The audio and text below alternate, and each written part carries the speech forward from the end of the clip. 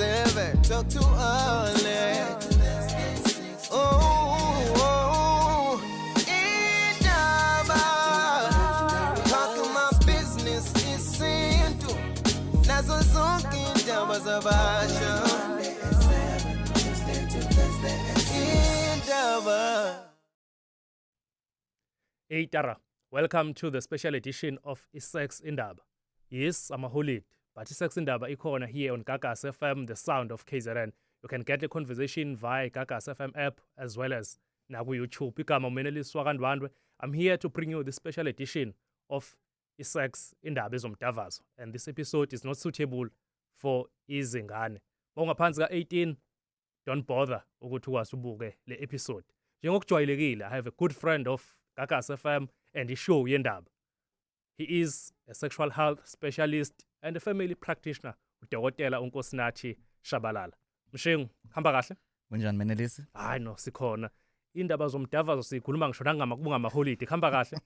Hayi futhi ibaleka kakhulu ngama-holiday. Hayi zenziwa ngempela. La sithola khona ithuba lokuhlangana. Let me unpack nje topic yami namhlanje ukuthi hamba kanjani Mshengu. Sikhuluma ngequick. Iyini ungayenza kephi na kanjani?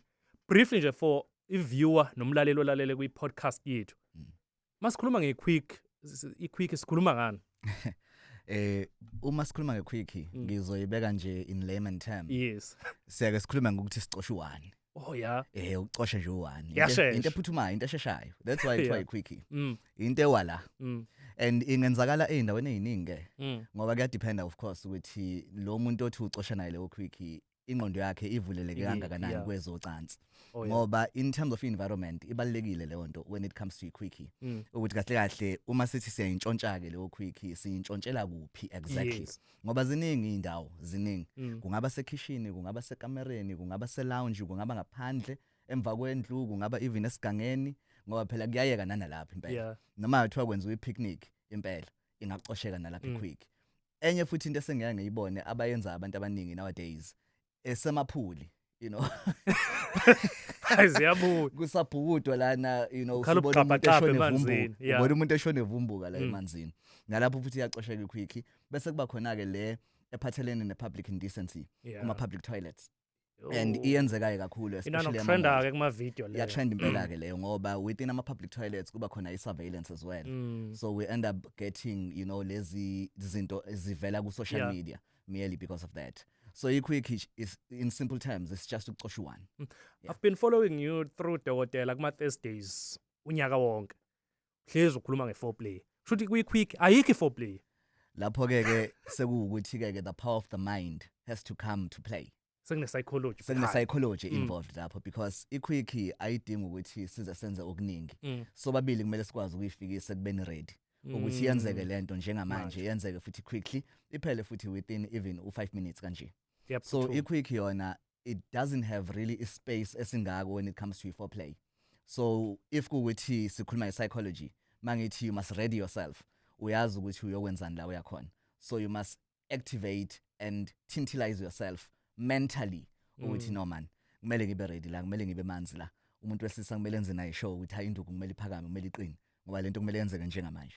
Is it possible kwi first encounter nomuntu ongamazi and the point elizolandela ukuthi khona i-protection kwi-quick uma kuphuthunywa sekuthiwa nje hapu isikhathi esiningi kuya nangokuyilungiselela kwakho ama-quickies amaningi asuke enzeka uma kuwuthi abantu baphumile bangaphandle and basebumnandini you know isikhathi esiningi so if kuwuthi of course uzophuma uyebumnandini nawe as umuntu wesifazane une responsibility ukuthi wenze sure ukuthi akhona ama condom esikhwameni nawe as umuntu wesilisa une major ke wena responsibility ukuthi wenze sure ukuthi akhona ama condom esikhwameni.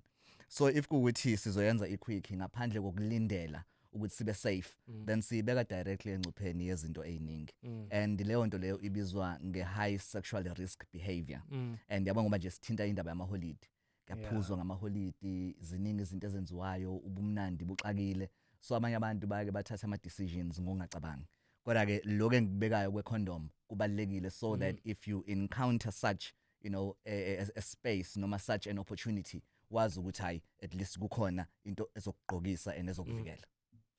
Then ke Dokotela kwisikhathi la somndeni kukhona thothi ngenxa ye environment ekhona nangendlela okulalwa ngakhona kunama relatives akhona awusaku ama partners endlini noma ama spouse awakwasi ebe ne space sawo ikuphi lapho ungarecommenda khona endlini ukuthi nangesikhathi if ngathi uyi-advise ukuthi isona isikhathi sokuthwala leyo quick leso sikhashana esincane nje yiphi indawo nanokuthi nini.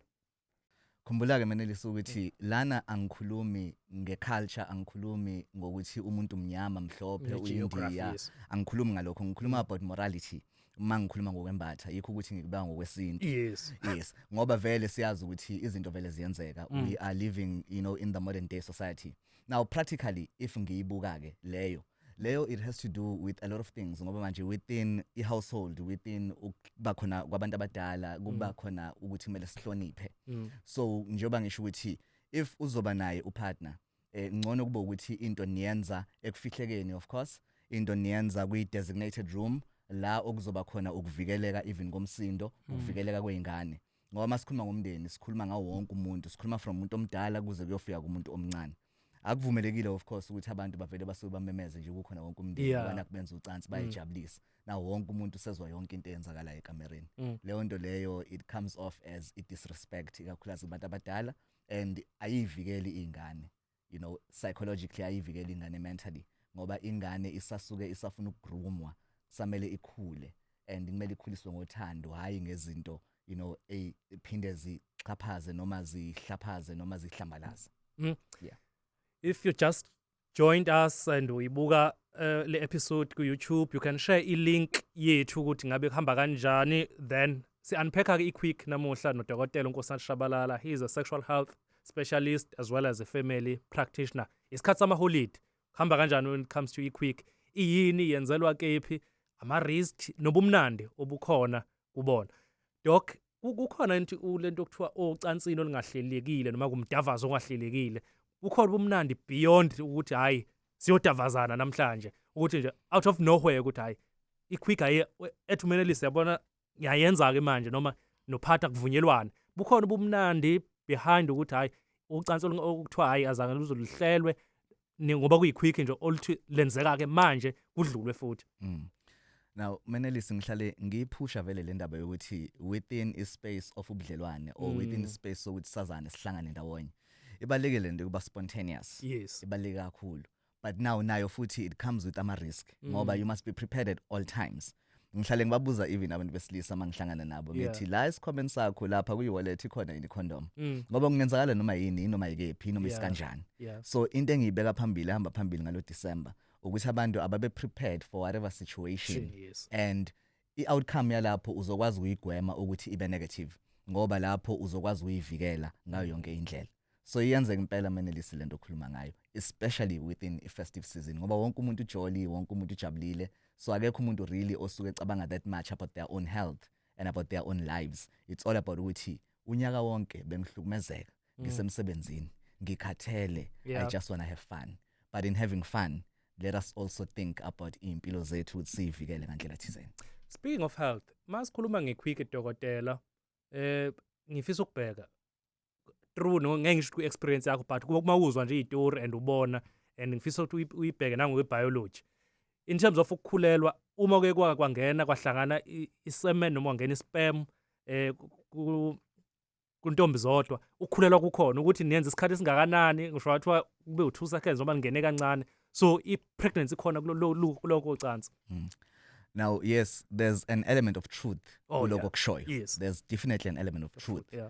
But now i-pregnancy, iya ngento A1. Iya nge-ovulation yomuntu wesifazane.